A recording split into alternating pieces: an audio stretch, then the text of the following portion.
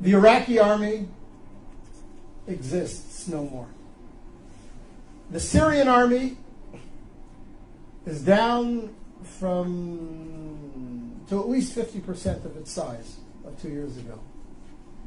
The Egyptian army, all of its 14 divisions, maybe 7 are in any way active, not corroded, corrupt, falling apart. The Arab military threat to Israel has evaporated.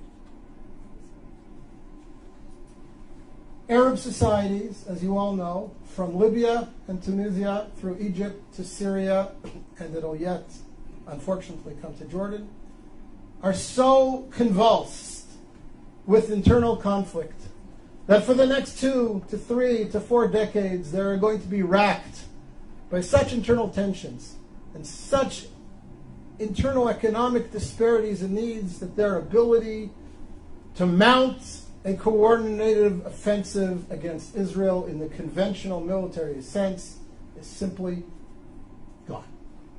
It's gone. It's gone. So before we start discussing all the threats and the emerging threats and the dangers that are posed to Israel from the crumbling of the old Arab architecture around Israel, first let's recognize that the conventional military threat against Israel has greatly disappeared. And that is a net gain for Israel. It has tremendous long-term significance. Now, we all know that there are new threats emerging. What was the authoritarian control over countries like Egypt, where the security services had penetrated every element in society. You couldn't burp, you couldn't breathe, you couldn't blow your nose without somebody in the security services knowing about it. That's all gone. Morsi doesn't have control over the streets of Cairo, never mind the sands of Sinai, and whoever emerges as the leader or one of the leaders in Syria towards the future will never have the same authoritarian control over the country that Assad's Mukhabarat, his security services, had. So that creates potential for great conflict. We all know about the threat of weapon stocks, missiles spreading all over, new weapon systems coming into the region, whether it be from Iran or from Russia. All these pose security threats to Israel that Israel will have to deal with in the coming years and perhaps decades. But the conventional military threat, the Israeli fear that the combined armies of Egypt, Iraq, Syria are going to mount a coordinated offensive like they did in the Yom Kippur War against Israel, that's gone.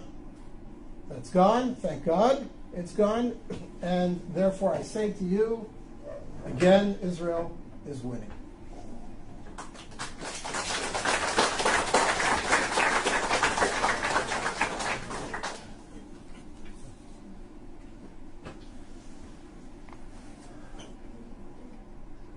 Point number 9, in grand historical terms, of course Israel is winning. Look at the society that's been created in Israel. Look at the creativity of the Israeli community. Look at the vibrancy of life in Israel. I look at my kids. I have a son-in-law who's a software engineer in Israeli military intelligence. I have a daughter doing her PhD in genetics at the Hebrew University. I have a daughter studying architecture at Ariel University in Samaria. I have a son completing his bachelor's degree in computer science in high school, and he will graduate high school with his degree in computer sciences, and he has studied intensively 17 tractates of the Talmud, and he knows his Bible inside out and backwards. And I have 2 younger kids who are in younger grades, and I look at them and I see their contributions and their future contributions to Israeli society, and I look at their friends who are all doing similar exciting things, And one of my daughters is a little bit of an artist as well. And you look at this and you say, what a wonderful youth we have, what a powerful country we have.